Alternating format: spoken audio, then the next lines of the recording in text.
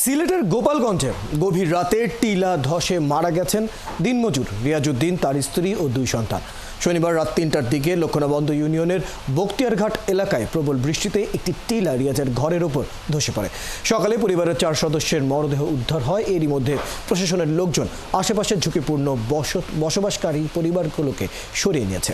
মহিদ্দিদারের তথ্য ও ছবিতে বিস্তারিত। 2 বছর আগেও এই গ্রামে টিলা ধসে মানুষের মৃত্যু হয়েছিল। সেই টিলার নিচেই ছিল দিনমজুর রিয়াজউদ্দিনের বাড়ি। থাকতো 2 স্ত্রী আর 3 সন্তান নিয়ে। শনিবার ভরা বৃষ্টির রাতে দ্বিতীয় স্ত্রী রহিমা বেগম আর 2 সন্তান সামিয়া ও আব্বাসের সঙ্গে ছিলেন রিয়াজউদ্দিন।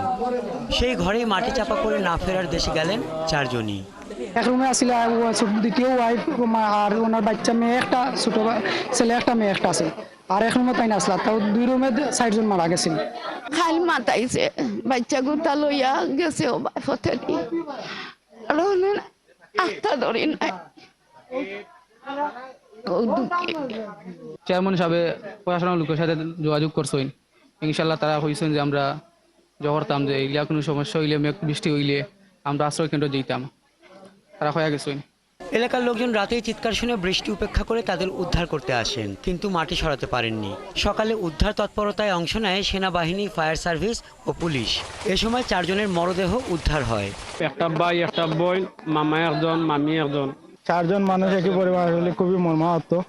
আমরা একই সাথে চলে যাওয়াটা খুবই দুঃখজনক। আমাদের প্রশাসনের কাছে দাবি যে যাতে আগামীতে আমাদের এই ধরনের দুর্ঘটনায় আমরা না পড়ি, তার জন্য একটু আমরা হেল্প করার লাগে। সকালে ঘটনাস্থল পরিদর্শন করেন সিলেটের জেলা প্রশাসক। আমরা এই কার্যক্রমটা আসলে শীত মৌসুমে শুরু করেছিলাম এবং এই কারণে আমাদের তালিকাও করা হয়েছে এবং আমরা কিন্তু সময়ের আগে সতর্কও করছি। টিলাময় এই গ্রামে ঝুঁকিপূর্ণ অবস্থায় থাকা অন্য পরিবারগুলোকে এখান থেকে সরিয়ে নেওয়া হবে বলে জানান ভূমি সহকারী কমিশনার। উপজেলা পর্যায়ে যত অফিসার আছে, আমরা সকল অফিসাররা ট্যাগ অফিসার হিসেবে দায়িত্ব দেওয়া আছে। আমরা তাদেরকে বাধ্য করব আমাদের যে শেল্টারগুলো আছে এই শেল্টারগুলোতে নিয়ে যেতে।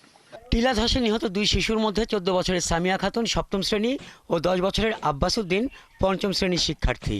2023 সালে একই এলাকায় টিলা ধসে মাটি চাপা পড়ে একজনের মৃত্যু হয়েছিল। হাসান আহমেদ, 71।